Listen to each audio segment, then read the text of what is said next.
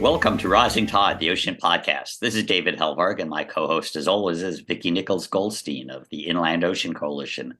So, Vicki, you told me you were on a boat last time I tried to reach you. I'm curious. Tell me more. Well, I am looking at a very gorgeous blue ocean in the Caymans, and I went out for a swim this morning and saw a stingray, a bunch of fish, and a spotted eagle ray. So I've had a very good morning. Wow, so it's like flying with the eagles, except it's an eagle ray and you're underwater. Were you scuba, snorkeling? Today was a snorkel, and tomorrow will be another dive. So I'm here with my family. It's my sister's birthday. So the sisters and family and friends are all just having a good old time bringing in a new decade for her. Wow, well, happy birthday to your sister. And I don't think you party too much. Today, we're going to have a bit of an in-house conversation with Natasha Benjamin, Blue Frontier's associate director. Natasha is also communications director for a deep sea research organization, a longtime scuba diver, a surfer, marine scientist, and filmmaker for more than 20 years. Recently, Natasha began work on a documentary film project, Sequoias of the Sea, about the collapse of Northern California's kelp forest and its impact on a fishing community where efforts to restore the kelp are intimately tied to efforts to restore livelihoods and coastal culture. But Natasha, let's start with your own background in the ocean and filmmaking. It's generational, isn't it? Why, yes, it is. Great to be here talking with you, David and Vicki. I grew up in a family of filmmakers. Both my father and my mother are documentary filmmakers. And at a very young age, I decided to pursue the track of marine science and marine biology and focused on that for most of my career. And then more recently have been working on films with my father and on my own, and kind of coming full circle in terms of growing up in that household of filmmakers and now using film as a way to tell stories about the ocean. And there are a lot of ocean stories. So tell us a little bit more about your film that you're working on. Sure. I am working on a film called Sequoias of the Sea, which is documenting what has happened to California's kelp forests. When I realized that we had lost 95% of the kelp on the north coast of California, I was, I was shocked personally as a diver and actually witnessing this decline. And then even more surprised that people didn't know about this. And there wasn't a film about documenting what had happened. So this started, actually, I was having lunch with Anna Blanco, the director of the International Ocean Film Festival, and my father, and I was explaining this perfect storm of events that has happened off of our coast here in California that has caused this decline to my father. And I asked Anna if there had been a film at the International Ocean Film Festival here in Northern California about the kelp forest decline, and she said no. And my father looked at both of us and said, "You guys need to make this film." And we looked at each other and we said, "Okay, let's do it." And Wow. here we are, a year later, and been spending a lot of time on the North Coast in Mendocino trying to tell the story of the impact of this ecosystem loss on the communities there. So you were talking about you were diving in Northern California. You've been diving for quite a while. How old were you when you get certified, and how'd you end up doing that? As soon as I could swim, my father took me snorkeling in the Florida Keys. And I think that first time we were snorkeling, I drank so much seawater because I wanted to talk about everything I was seeing in the water. And talking and snorkeling don't really go hand in hand. I was hooked from day one. And as soon as I could get certified to be a scuba diver, which at that time you had to be 13 to be a scuba diver, I grew up in Manhattan.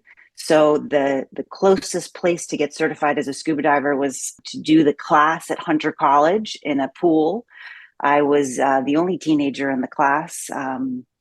And I did my closed water and class certification at Hunter College in New York City. And then my dad took me down to the Florida Keys to do my open water certification. And that was the beginning of a long journey of dive trips with my dad, exploring this underwater world. And that's kind of what launched me into this ocean conservation career that I took on. What did you do after your certification? After spending a lot of time in the water and spending a lot of time in the Florida Keys and actually watching that ecosystem change before my very own eyes, that was about, 35 years ago when I started diving, and the Florida Keys is a very different place. I started seeing the corals disappearing, crumbling, covered with algae, the fish getting smaller and smaller. And that's really what launched me into this ocean science world. And I went on to pursue my degree in marine biology and then a master's in marine policy. And then I moved to California and started working with small scale fishermen on fisheries issues, and spent many years looking at kind of the science and the policy of what we need to manage these resources. And then started working with marine applied research and exploration.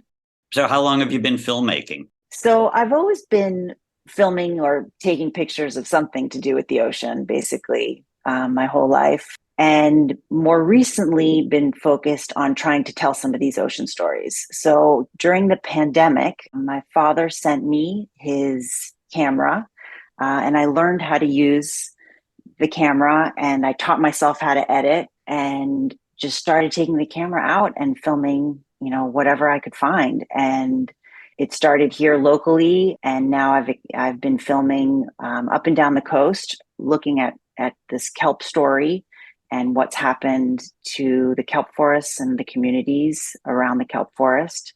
I've been writing about the kelp collapse for the LA Times, the New York Times in print. I know there's a difference. I used to do documentaries. It's a very visceral media. What attracts you to that media, and how do you think a film can tell a story differently? So one of the hardest things about talking about what's happening in the ocean is showing people what's happening. From the surface, the ocean looks just fine. And most people sit on the beach and enjoy the ocean. There's very few people that actually get to go under the water, like Vicki and David and I. And film and imagery is really so powerful in order to tell those stories. So what I was finding is, working with all of these different conservation groups, is they were collecting data, they were collecting information, and they were really trying to tell stories about what was happening below the surface where most people didn't have access. And the camera and using imagery is really the most powerful tool we have to tell those stories, not only about what's happening underwater, but also the people that have been impacted. And that's really what's driving me at this point. Is, we have David Attenborough and Jacques Cousteau, which I grew up on, and the awe of what's happening underwater. But I think in order to really get people involved and engaged and activated around ocean conservation is really showing the people and their stories and how they've been impacted by what's happening in the water. So using the camera to tell those stories is really what I've been focused on.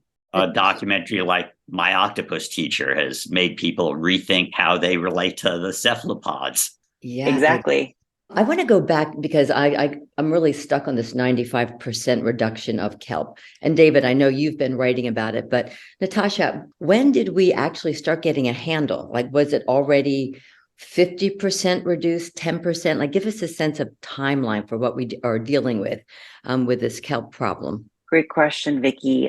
This all happened very quickly, and I think the scientists are even still trying to figure out, how quickly it happened, and are quite in shock, really.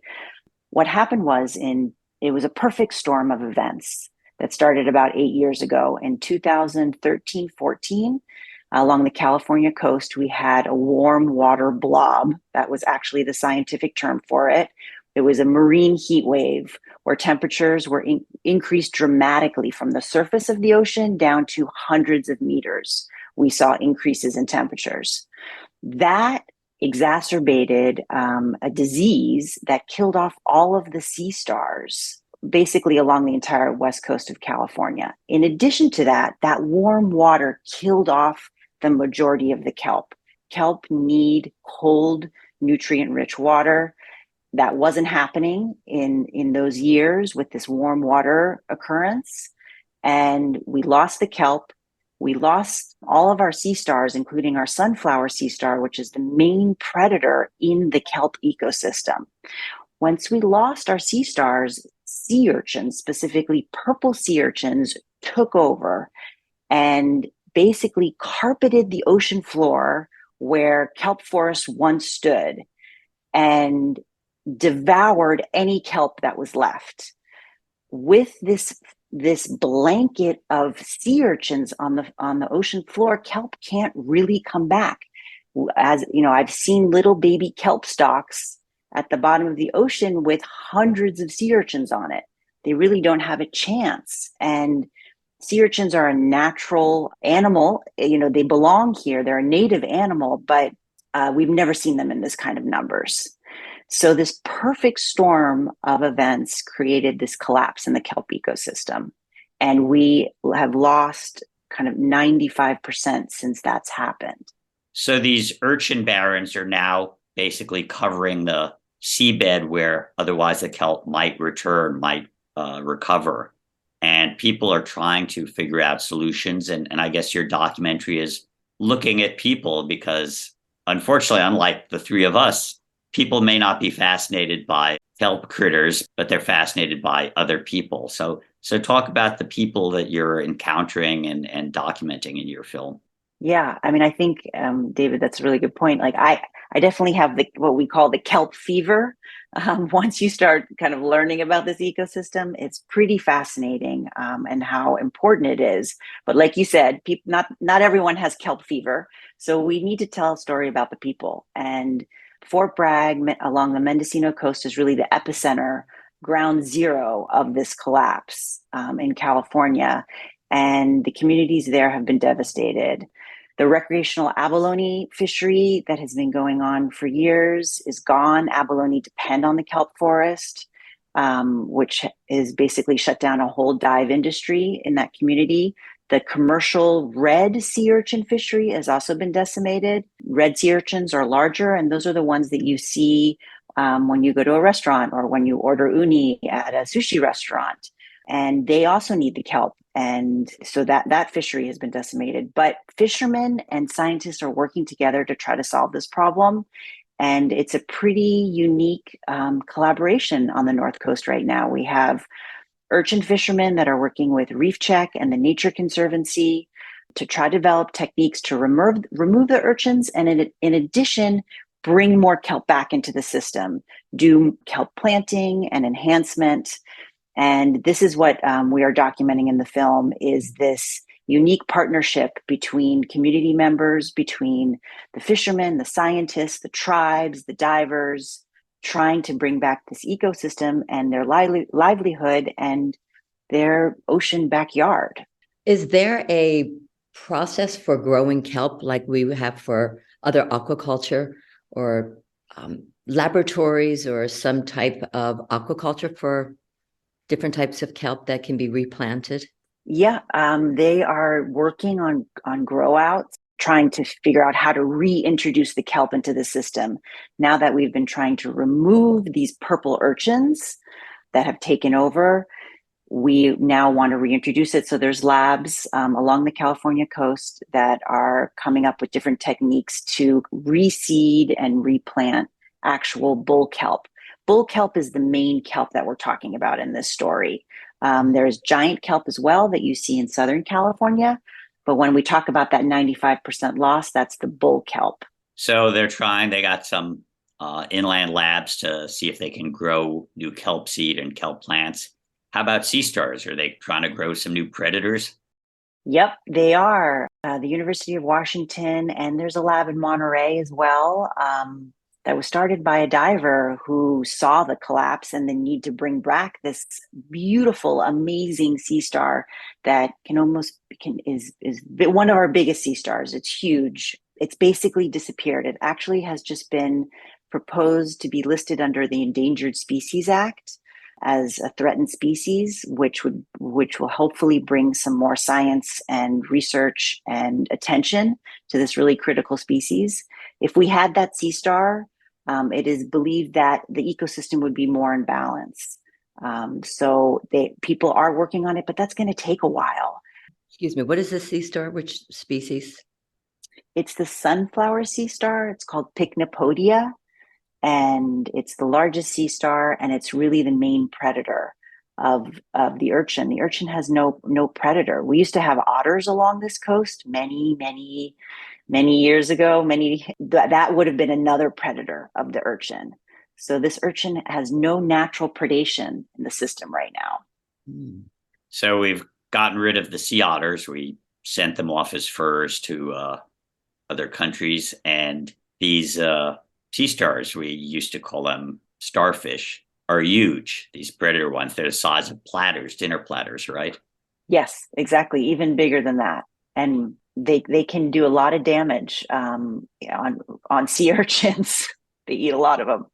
Obviously, you and Anna have your own vision on how this documentary is going to look, but what are some of the other documentaries that you'd aspire to, or that really set a standard for you in terms of the ocean?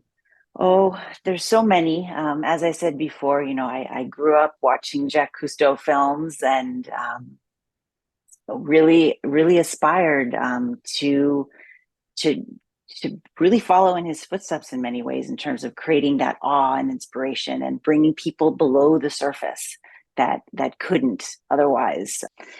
I was at the Sundance Film Festival a couple of months ago, and I saw an incredible film it's not available right now, but I hope it comes out and we can see it. It's called Against the Tide.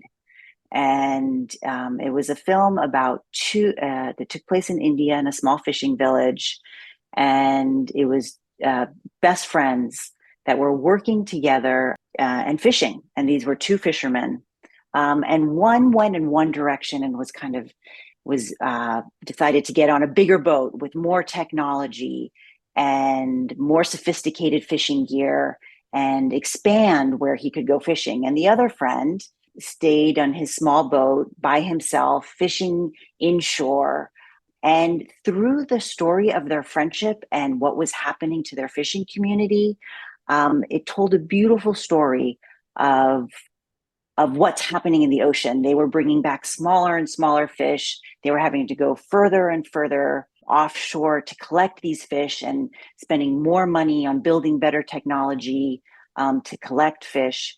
And it was really the story of their friendship, but it told the story of what was happening to this local community in terms of their ocean and other fishermen coming in.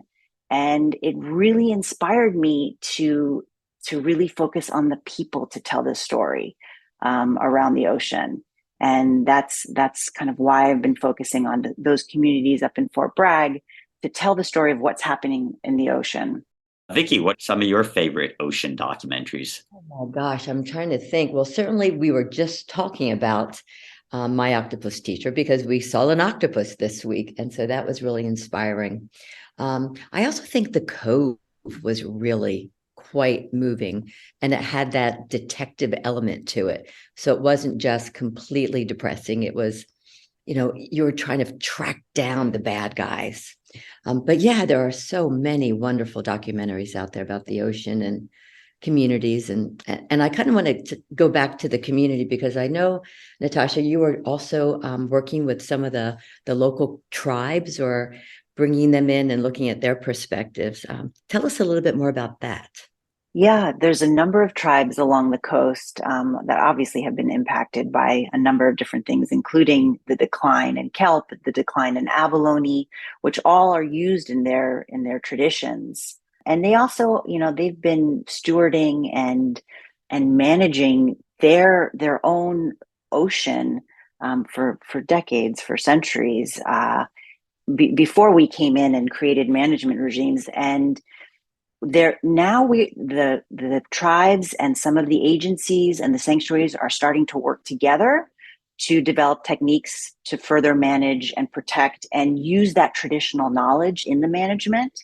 So we've been documenting Kashaya Band of Pomos on the Sonoma coast. They're working with the Greater Farallones National Marine Sanctuary. They're getting trained on how to do drone surveys so that they can keep track of what's happening with the kelp forests. They're also working with Reef Check to get trained as scientific divers to go and survey their kelp forest. So that's really exciting, and that's just happening now. It should have been happening for a long time, and that's a piece of the story as well. Now, when I did documentaries for PBS, we're on a contracts, 3 month for half an hour, 6 month for an hour. A lot of independent filmmakers will spend years producing a documentary. What's the time schedule? When are we going to see Sequoias of the Sea? Well, we're on the fast track as much as we can be, considering weather and funding and all of the obstacles that a small independent film takes. Yes, but back to your point, David, this is a climate change story, and there's an urgency around it. So Anna and I are really dedicated to getting this film out as soon as possible because we want this story to be told. This is a local example of what's happening on a global scale in terms of our climate emergency right now. So we will be filming through the spring and the summer, editing in the fall, and hope that everyone will be able to see this film next year, early next year. We could take years telling this story and going into all of the different communities, but we really want to get the story out sooner than later. And in addition to creating the film, as a marine scientist, as an ocean conservationist, I think what's even more important is creating an education, outreach, engagement, impact campaign that's going to go along with the film. So we're starting to develop that now. And a film, nowadays you really can't make a film without an impact campaign, especially around an issue like this. There's nothing quite like being in the kelp forest and seeing on a good day when there's a little bit of visibility, that light shining through. They call it the cathedral. It's quite an epic scene to be underwater in a healthy kelp forest. Yes, it's one of the most stunning environments for sure. I want to go back because I know you, Natasha, and I also know Anna, and the two of you are just like powerhouses. And I think it's going to be a fantastic film. But how do you break up who does what in a film like this? Like, how do you guys collaborate and work together? What are your strengths? Tell us a little bit more about that partnership. Great question. Anna and I started this together, kind of been on this journey. We are co-producers and co-directors. I have been more focused a little on the videography, cinematography, editing, the kind of the technical side. Anna is an amazing connector and an amazing, in terms of working with our characters. We take turns asking questions because we're both so curious about this. And it's really been a learning process. I mean, I came in with a background in science and in marine biology, but kelp ecology is a whole thing on its own that we've learned so much about. So it's been a joy working together and bringing our different perspectives. She's watched hundreds and hundreds of films about the ocean. So she brings in that perspective. I bring more of the science perspective and the cinematic perspective. So I feel like I'm very fortunate. We have a great team. And as you and Vicki both stated earlier, diving in kelp forest, it's like diving in coral. It's a magical other world. It's this cathedral world of plants that both fascinate you and sometimes grab your regulator and try and drown you. And you're surrounded by life, sea stars and sharks and seals and sea lions and bright orange and deep blue fishes. And I look forward to seeing your film because it's really a balance of the wonder and the warning, that these are the places, the parts of our planet that are essential, that are wondrous, and oftentimes we're discovering them even as we're putting them at risk. I'm very excited about what you're doing. What are your immediate next steps and challenges? Oh, where do I begin? You describing kind of the wonder. I mean, that's why we called the film Sequoias of the Sea. It's really, people understand that idea of a forest, not so much underwater, but we have a whole underwater forest, and it's in trouble, just like our land-based forests. Next steps is getting back up to Fort Bragg and filming. The weather has finally calmed down. It's been a really rough winter. We were hoping to get up there sooner, but The fishermen that we're working with haven't been on the water since December. And that is part of the story, is these storms, these atmospheric rivers that we've been having here in California that have put fishermen off the water is having a huge impact. And this is all part of that climate change story. So we will be getting up there soon and filming and checking on the kelp. This is the time of year where you're seeing which kelp is coming back and where it's coming back. The summer is really the peak canopy. At the end of the summer is where we would see peak canopy. So we're very curious to get in the water and see how the kelp is doing. We were quite shocked to see this decline. And, it's too soon to tell what's going to happen, but we know we're going to see more of these marine heat waves, and we know that the ocean is changing. So that's what this story is about. And sadly, there will be many more stories about changing oceans and climate. So we are super delighted that we have your story that will be coming out next year. And I can't wait to see it. And with that, I would like to thank you so much for being part of the Rising Tide Ocean podcast. And thank you so much, and good luck with the rest of your story and your filming. And we'll say hi to Anna as well, since she can't join us today. So thanks so much. Thank you, Vicki. Thank you, David. Have fun in the Caymans. Thank you. Bye-bye.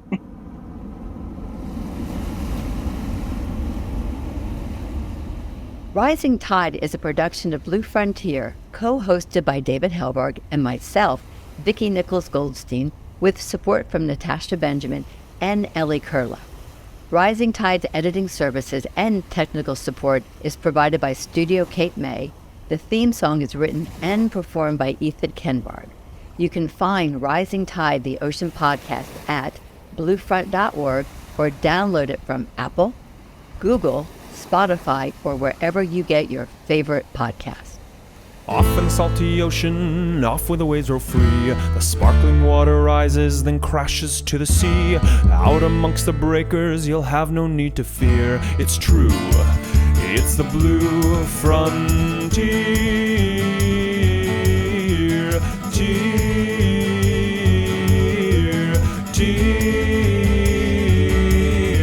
Off in the salty ocean, off to the Blue Frontier.